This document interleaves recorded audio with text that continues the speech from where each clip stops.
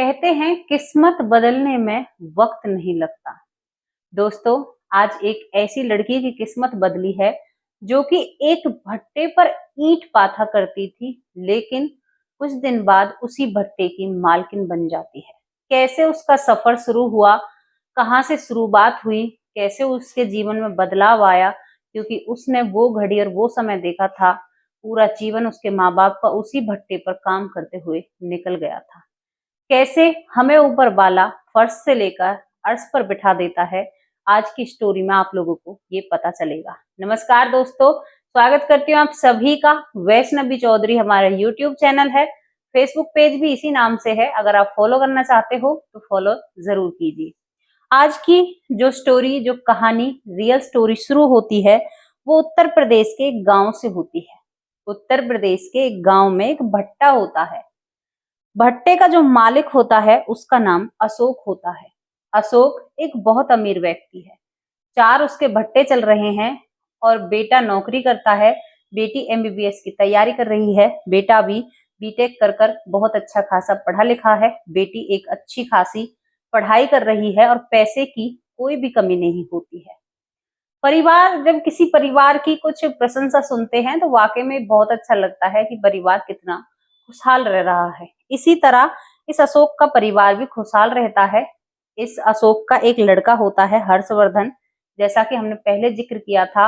इसकी बेटी होती है और पति पत्नी, कुल 4 लोग इसके परिवार में रहते हैं।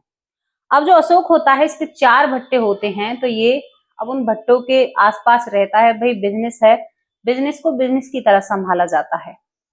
अशोक का बेटा जो बाहर नौकरी करता है, हर्षवर्धन, तो अशोक अपने बेटे से कहता है कि बेटे, जो तू बाहर नौकरी करता है, अब मुझसे 4-4 भट्टे संभलते नहीं हैं, तो ऐसा कर, नौकरी छोड़कर मेरे साथ ही इन भट्टों पर मेरे साथ काम करने लग जा। बेटा आदर्शवादी था, पिता का हमेशा कहना मानता था और परिवार में एक ऐसी बॉन्डिंग थी कि सब एक दूसरे के दुख सुख को समझते थे। मतलब ये नहीं था कि एक दूसरे से जलते थे। पिता बाप की परेशानी, बाप बेटे की परेशानी, सब कुछ आपस में इतनी अच्छी से समझते थे वो लोग कि एक दूसरे के भावनाओं को बिन बोले समझ जाते थे। दोस्तों, इसी का नाम तो परिवार होता है, इसी का नाम तो रिश्ते होते हैं कि सामने वाला ना भी बोले तो भी हमें समझ आ जाए कि इसको क्या परेशानी है। जब अशोक हर्षवर्धन से कहता है अपने बेटे से, वो मान जाता है और उसकी जिम्मेदारी 2 भट्टों पर काम करने की शुरू हो जाती है। उसके ऑफिस में बैठना है, कारीगरों को देखना है, जो वहां पर काम करने वाले मजदूर हैं उनको देखना है, हैंडल करना है, ये सब कुछ हर्षवर्धन को दे दिया जाता है। हर्षवर्धन जब एक भट्टे पर काम करता है तो उसी भट्टे पर बीते 18 साल से एक परिवार काम करता है, सुखवीर का परिवार, जो पति पत्नी और इनकी एक बेटी होती है। बेटी ननिहाल में 12वीं की पढ़ाई कर रही है, लेकिन वहां पर इस जो सुखबीर है, इसकी बेटी का नाम रेखा होता है, रेखा की नानी गुजर जाती है। जब रेखा की नानी गुजर जाती है तो माँ बाप रेखा को अब भट्टे पर ही लेकर आ जाते हैं, क्योंकि उनकी एक लौती वही बेटी थी और अब इसकी नानी तो है नहीं, देखभाल कौन करेगा। 12वीं इसकी कंप्लीट हो जाती है और अब ये भी भट्टे पर ईंट पाथने लगती है। भट्टे पर जब ईंट पाथती है तो जो ये हर्षवर्धन है, ये राउंड के लिए अपने एसी वाले रूम से बाहर निकलता है और आसपास देखता है कि मजदूर क्या कर रहे हैं, क्या नहीं कर रहे, कोई कैसे काम कर रहा है।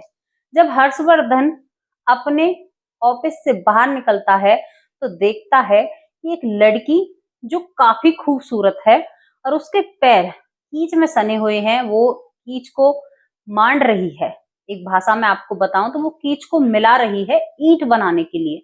जब उसे देखता है तो उसका बदन पसीने में भीजा हुआ है, लेकिन वो बड़ी ही बला की तरह खूबसूरत लग रही थी। हर्षवर्धन उसे देखता रहता है कि इतनी सुंदर लड़की, लेकिन किस्मत की बात है और सबकी लाइफ अलग अलग होती है, तो हर्षवर्धन उसको देखकर वहां से चला जाता है।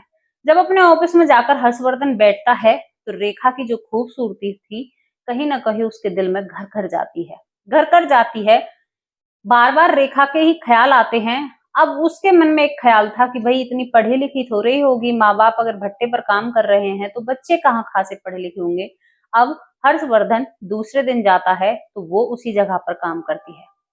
जब वो काम करती रहती है तो दूसरे दिन रेखा नोटिस करती है कि भाई उसे कोई देख रहा है और देखने में अच्छा खासा आदमी लग रहा है तो रेखा उससे पीठ फेर लेती है, राउंड मारकर दूसरी तरफ मुंह कर लेती है और अपने काम को अंजाम देती है, क्योंकि रेखा एक चरित्र की बहुत अच्छी लड़की थी।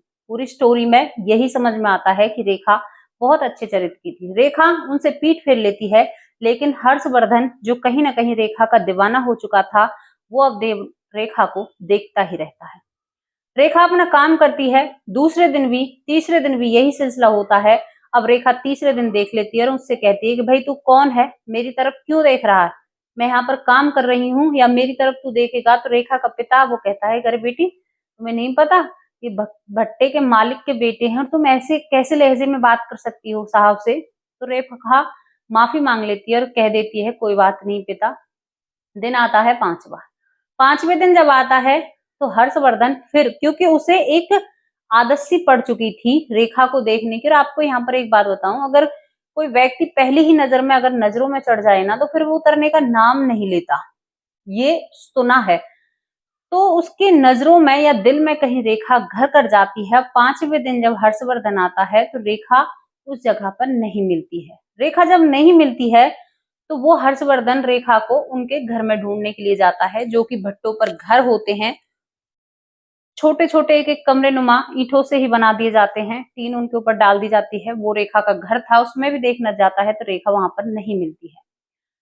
इसी तरह 3 दिन निकल जाते हैं, रेखा कहीं पर भी नहीं मिलती है। अब जो हर्षवर्धन था वो कहीं ना कहीं घबराने लगता है कि भाई ऐसे एकदम से रेखा कहाँ जा सकती है। तो अब जैसे ही चौथा दिन आता है, वो थोड़ी बहुत छानबीन भी करता है। तो चौथा जो दिन आता है तो रेखा चौथे दिन जब हर्षवर्धन अपने एसी वाले कमरे में से निकलता है तो रेखा वहीं पर काम करती हुई मिलती है। आप यकीन नहीं मानोगे, जब वो रेखा को देखता है तो उसकी आंखों में एक चमक सी होती है कि हाँ, एक सुकून भरा सांस वो लेता है, कहता है कि हाँ रेखा यहाँ पे आ गई है और काम कर रही है। लेकिन रेखा परेशान हो जाती है कि मैं इससे जितना दूर जा रही हूँ उतना ही ये मेरे पास आ रहा है। और रेखा वहां से अपना काम छोड़कर इस हर्षवर्धन के पास आती है और कहती है कि तुम्हारा चक्कर क्या है, हमें यहाँ काम करने दोगे या नहीं करने दोगे, तुम चाहते क्या हो। हर्षवर्धन कहता है कि तुम तो इस लहजे में बात कर रही हो जैसे कि थोड़ी बहुत पढ़ी लिखी हो। वो कहती है कि हाँ, मेरी 12वीं अभी हुई है और मैंने पढ़ाई क्यों नहीं की, मैंने 12वीं की पढ़ाई की है और मैं ठीक ठाक हूँ पढ़ने में। तो अब ये बात ही बातों में अब ये रेखा का टेस्ट लेने लगता है हर्षवर्धन कि भाई अच्छा तुम पढ़ी लिखी हो तो मुझे 17 का पहाड़ा सुनाओ। जब ये 17 का पहाड़ा पूछता है तो रेखा 17 का पहाड़ा बहुत अच्छे से सुनाती है और हर्षवर्धन अब इम्प्रेस हो जाता है रेखा से। इम्प्रेस होने के बाद उन ये बातें उन दोनों के बीच में चल रही थी, हर्षवर्धन और रेखा के बीच में। तभी इनकी माँ इंटर होती है और माँ कहती है कि बेटा हमें माफ करना, अगर मेरी बेटी से कोई गलती हो गई हो। और अपनी बेटी को डांट लगाती है, तुझे समझ नहीं आ रहा कि ये लोग कहाँ हैं और हम कहाँ हैं, हमारा और इनका कोई मुकाबला नहीं है। क्योंकि उनकी बातें वो सुन रही थी और अब हर्षवर्धन उसकी माँ के ही सामने रेखा को प्रपोज कर देता है कि आंटी बुरा तो मानना मत, मैं कोई चोरी नहीं कर रहा हूँ, लेकिन मुझे आपकी बेटी बहुत पसंद है, मैं तुम्हारी बेटी से प्यार करता हूँ। रेखा ये बात सुनकर एकदम हैरान सी हो जाती है कि भाई तुम कह क्या रहे हो, हमारी तो अभी 2-4 बातें ही हुई हैं। और हर्षवर्धन अपने ऑफिस में चला जाता है। अब रेखा सुनकर रेखा भी कहीं ना कहीं कोई दिल में थोड़ी सी सनक उसके भी हो जाती है कि भाई मुझसे आई लव यू बोला है और मेरी माँ के सामने मेरा हाथ मांगा है, तो आदमी तो बहुत अच्छा है लेकिन हम बहुत गरीब हैं और ये बहुत अमीर है। ये बातें होती हैं। अब हर्षवर्धन अपनी बहन के पास, जो बहन इसकी डॉक्टरी कर रही है, उसके पास चला जाता है। तो रेखा जब हर्षवर्धन को 2 या 3 दिन नहीं देखती है तो रेखा परेशान हो जाती है कि हर्षवर्धन कहाँ पर गए हैं। अब चौथे या पांचवें दिन हर्षवर्धन आता है तो रेखा के लिए वो बहुत सारे गिफ्ट लेकर आता है। तो रेखा का पहला सवाल ये होता है कि तुम कहाँ थे इतने दिन, तुमने कुछ भी नहीं बताया। तो हर्षवर्धन कहता है हंसी में कि क्या बात है जो मेरा हालचाल पूछ रही है, मैं कहाँ गया हूँ, कुछ ना कुछ बात है। तो रेखा यहाँ पर शर्मा जाती है। अब हर्षवर्धन रेखा को कुछ गिफ्ट देना चाहता है, जो वो गिफ्ट अपनी बहन से मिलने के लिए गया था वहां से लेकर आया है। लेकिन रेखा उन गिफ्ट को देखकर साफ मना कर देती है, कि कह देती है कि साहब फिर तो हमारे बीच में ये हो जाएगा कि भाई मैंने आपके गिफ्ट एक्सेप्ट किए तो ये हो जाएगा कि एक गरीब लड़की अमीर लड़के के पैसों पर मर गई, मुझे ये गिफ्ट नहीं चाहिए। मैं अपनी मेहनत का खाती हूँ, मेहनत का कमाती हूँ, मुझे किसी की मुफ्त में दी हुई चीज बिल्कुल भी पसंद नहीं है। अब बात क्या थी, हर्षवर्धन को और भी ज्यादा रेखा अच्छी लगने लगती है, ये तो बहुत ही ईमानदार है। अब हर्षवर्धन कहता है कि तुम सच में इंटेलिजेंट हो या झूठ बोल रही हो। पढ़ाई की बात दोबारा शुरू हो जाती है और वो कहता है कि क्या तुम मैथ में ज्यादा इंटेलिजेंट हो। तो रेखा कहती है कि हाँ, मैं बहुत अच्छी हूँ मैथ में। तो हर्षवर्धन कहता है कि सुनो, तुम क्या इस ईंट का क्षेत्रफल निकाल सकती हो। तो रेखा कहती है कि बस इतनी सी बात साहब, मैं ईंट का क्या, इस पूरे भट्टे की जगह का क्षेत्रफल निकाल सकती हूँ और मैं ये भी बता सकती हूँ इस भट्टे में कितनी ईंटें हैं और कितना क्या कुछ होता है। जब ये बात हर्षवर्धन सुनता है तो वो हैरान हो जाता है कि ये इतनी इंटेलिजेंट लड़की और इसका जीवन ऐसे कट रहा है, अगर इसको थोड़ा सा मौका दिया जाए तो ये तो बहुत होशियार और बहुत आगे जाएगी। अब हर्षवर्धन चुपचाप दबे पांव वहां से अपने ऑफिस में आकर बैठ जाता है और अपने घर जाता है। जब घर जाता है तो वहां पर इसका पिता अशोक अपने गेस्ट रूम में बैठा हुआ होता है। सामने टीवी चल रहा है, टीवी देख रहा है, कोई शो चल रहा है, उधर माँ खाना बना रही है।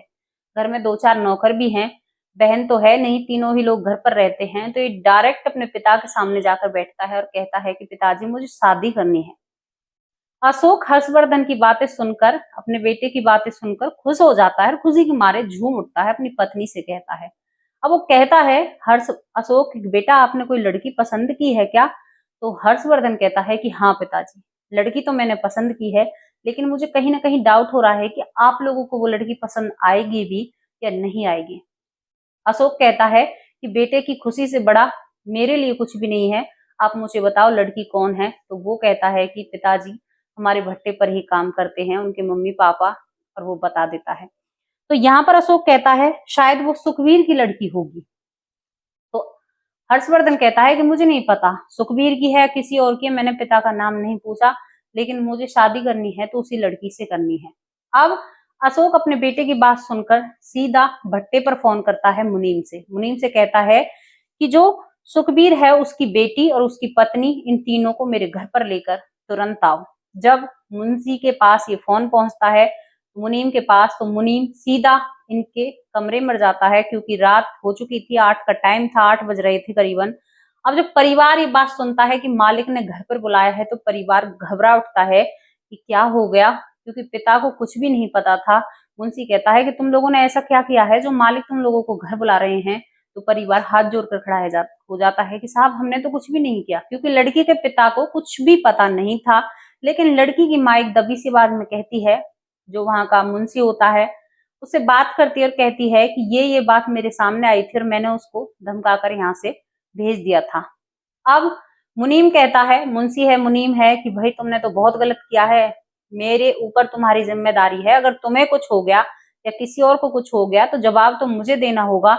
अब तुमने जो भी किया है चलो ठीक है, मालिक के सामने चलते हैं और वहीं पर पता चलेगा कि भाई क्या है क्या नहीं है। अब मुनीम और 3 जने ये यहाँ से भट्टे से चल देते हैं और पहुंच जाते हैं हर्षवर्धन के घर पर।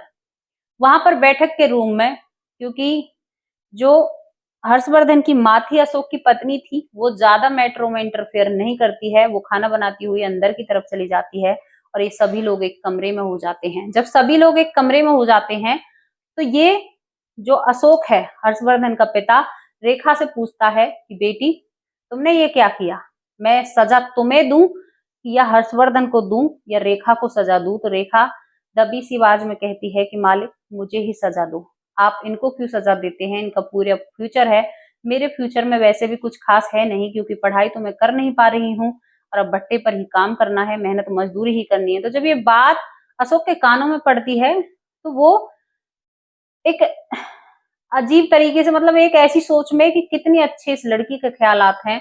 अब यहाँ पर वो कुछ पढ़ाई लिखाई के बारे में जब रेखा को पूछता है तो रेखा थी इंटेलिजेंट, ऊपर से रेखा खूबसूरत थी, तो सारे सवाल सही सही जवाब देती है अशोक के। तो अशोक भी इम्प्रेस हो जाता है, वो कहने लगता है कि पागल, मैं तो तेरा बस एक टेस्ट सा ले रहा था, मेरे बेटे की जहां मर्जी होगी मैं वहां अपने बेटे की शादी कराऊंगा और मुझे तुम दोनों का रिश्ता पसंद है। जब अशोक इस बात को करता है तो जो रेखा का पिता होता है वो कांपने लगता है कि साहब क्यों मजाक कर रहे हो। कानों से अंदर बात नहीं जा रही, क्योंकि आपका लेवल कहाँ और हम कहाँ, हम तो आपके लायक हैं ही नहीं। रोने लगता है, माफी मांगने लगता है, लेकिन अशोक कहता है कि नहीं, अब तुम माफी नहीं मांग सकते, क्योंकि हम दोनों समधी जो बन चुके हैं, और कभी भी सपने में भी एक है, हम अमीर हैं और तुम गरीब हो। जब ये बात रेखा के पिता के कानों में पड़ती है तो दोनों समधी आपस में गले मिलते हैं और एक स्टोरी का हैप्पी दी एंड हो जाता है। रेखा और इस हर्षवर्धन की शादी हो जाती है बड़े ही धूमधाम से।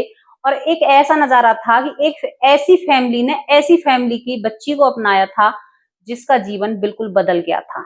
ये कहते हैं एक नेकी, क्योंकि बहुत लोग हमने और आपने देखे हैं कि एक मैं में जीते हैं। वो लोग समझते हैं, सोचते हैं कि हम ही हैं जो कुछ है। अरे भाई, हम इतना कमाते हैं, हमारा घर इतना बड़ा है, कोठी है, गाड़ी है, तो भाई सामने वाला भी टक्कर का होना चाहिए। नहीं, ये ईमानदारी नहीं है। अगर आप अपने से छोटे से शादी करके देखो तो वो लड़की कितना सुकून से उस घर में रहती है और वो उस घर को और भी ज्यादा संवारती है।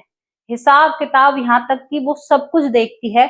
एक हैप्पी फैमिली पहले ही थी और उसमें 4 चांद लग जाते हैं जब रेखा जैसी एक लड़की उस घर में आ जाती है। तो दोस्तों, कैसी लगी आपको स्टोरी? आप लोगों से जब लास्ट में हम लोग बात करते हैं तो वाकई में लगता है कि हाँ, अपना एक परिवार सा है।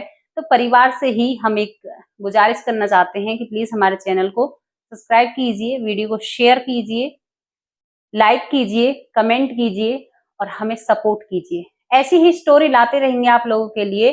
तो हमें सपोर्ट करने के लिए हमारे चैनल को ज्यादा